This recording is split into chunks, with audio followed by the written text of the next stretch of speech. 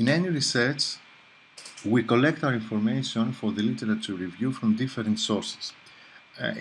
Generally, we identify three levels of literature. The first is what we call primary literature. This includes emails, theses, reports, conference proceedings, company reports, unpublished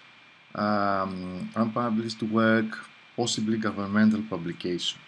The next step, the next group is called secondary literature, and it includes academic journals or professional journals, books, newspapers, possibly. The difference between these groups is that the primary literature is not easily accessible. Some company reports, for example, might not be accessible for the public, and some scientific reports, some research reports might be for internal use in some groups, in some research groups, for example.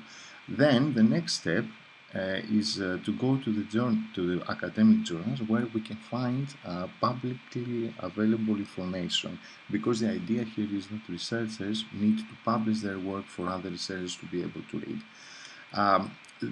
One of the big issues that we have here is that the primary literature and the secondary literature have a time gap which might be considerable. For example, the researchers go to conferences and talk about their work.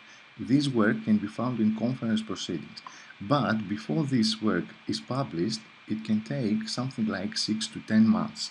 So there is a time lag in the secondary literature. The third group of literature is called tertiary literature, and it consists of databases, catalogs, indexes, dictionaries, citation indexes. As you can see from this slide, the tertiary literature includes some search engines, basically, that a researcher can use in order to locate material from the other two groups. Most of the times we start by using these indexes, and then we try to get the source, to get the papers, to get the books from the origin. Thank you very much for watching the presentation.